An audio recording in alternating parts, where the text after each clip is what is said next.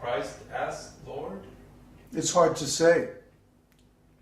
It's hard to say because we don't have an equivalent understanding to the knowledge that's in the Brahma Sampradaya, that's the esoteric teaching, within the Christian tradition. So how can we say that someone reached an equivalent realization unless we have the equivalent background knowledge? See? To accept Jesus as God is the same thing as accepting the spiritual master as God. It becomes a proxy relationship. And this kind of proxy relationship is limited by its nature. But we can't say that the spiritual master is God. We can say that the spiritual master is the representative of God. But there's a whole big difference there. If I can say, I'm representing Krishna, it's because I'm speaking the same truths as Krishna. But what does Krishna say? Sarvadharman purityaja mam ekam sharanam braja. Give up all these other religious teachings and just surrender unto me. That's what Krishna says. And when I say just surrender unto me, I don't mean surrender unto me. I mean surrender unto Krishna. Because I'm Krishna's representative. I'm not directly Krishna. When Srila Prabhupada came, he didn't say surrender to me. He said surrender to Krishna. But what does Krishna say? Krishna says surrender unto the Guru. So Guru says surrender to Krishna. Krishna says surrender to Guru. See? It's the conspiracy. It's called the loving network of Lord Chaitanya. You see? And if you follow this instruction, both, you get the result. If you don't, then you get some other result. You get yoga, or you get jnana, or you get karma. But you don't get bhakti. Bhakti comes when you surrender to both. You surrender to the Guru and you surrender to Krishna. And you see how they both complement each other. The Guru is Krishna's representative externally, and Krishna is available internally. And they're both saying the same thing. The Guru is saying surrender to Krishna. Krishna is saying surrender to me. So the problem is, if we accept Jesus as being God, that means Jesus equals Krishna. But Jesus didn't act like Krishna. For example, he accepted the crucifixion pastime. See? But Krishna never accepts being put into a subordinate position of any kind. That means that Jesus is not Krishna, and we can't even consider him an incarnation of Krishna because he allows himself to be put into a subordinate position. None of the incarnations of Krishna ever accepted that. You can read about all the different incarnations, and they never allow themselves to be defeated, even temporarily. What's that? Only by devotees. Well, only by the devotees' love, not by an antagonistic factor.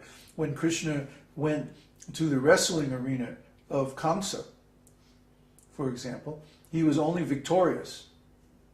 He never allowed himself to be defeated by the elephants or by the wrestlers or by the troops of Kamsa. Instead, he just walked in there, wiped everybody out, and killed Kamsa. That's Krishna. That's God. God never accepts a subordinate position, except to his devotees' love. That's a whole different thing. That's a different discussion. The discussion we're having now is, is it a valid thing to accept Jesus as God? And our philosophy says no. because the guru is not God, and the guru never allows himself to be accepted as God. If you went up to Jesus when Jesus was present and said, "Oh God, I surrender to you," Jesus would chastise you. He would say, "No, you rascal, worship the Father. Don't worship me." Huh? One devotee did this. He said, "Oh, good master," and Jesus said, "No." He cut him off. "No, I'm not good. Only the Father in heaven, He's good." See? And there are many examples of this. Huh? Oh God, why hast thou forsaken me? If Jesus was God, how could he say that? Huh? If Jesus was God, how could he pray in the Garden of Gethsemane? Huh? He prayed so intensely that blood was coming out of the pores of his skin. This is a very, very advanced symptom of ecstasy. But how could he pray like that if he was God? He has to be praying to God, which means he's a different person. He's a different individual. This idea that Jesus is God is actually impersonalism. It's all one. Huh? This is nonsense. Jesus himself would never accept it, and he didn't accept it. And he made so many explanations and teachings to his disciples and others about how he is not God. He's the Son of God. We're all the Son of God. But Jesus is especially the Son of God. I believe he's an incarnation of Lord Brahma. And Lord Brahma, in his original form, is born directly from the body of Vishnu at the beginning of creation. So he is literally the Son of God. And that's all right. And Lord Brahma also appears in other incarnations in different times, and he always has this feature of his pastimes where he gets physically chastised. For example, he appeared in Lord Chaitanya's pastimes as Haridas Thakur. And Haridas Thakur was caned in 27 marketplaces. Which, I mean, try to understand. In China, they still have this caning punishment. And usually after about 30 strokes with a cane is enough to kill somebody, an ordinary human being. So Haridas was not only caned, he was caned in 27 marketplaces, which is just unbelievable how anybody could survive that. But by the mercy of Lord Chaitanya, he survived just fine. So we can understand that Lord Krishna and his devotees, Lord Krishna empowers his devotees to do amazing things beyond the capacity of ordinary human beings. Just look at Srila Prabhupada, for example. Who else could go around the world 13 times at the age of 70, 75, 80 and establish 108 temples and initiate 5,000, 10,000 devotees? Who else could do that? Who else could go out of India and establish Krishna consciousness as a bona fide spiritual movement? You see? Who could do that? Who could take this science and translate it into the English language and make it a worldwide thing? Nobody else could do it, and nobody else did do it.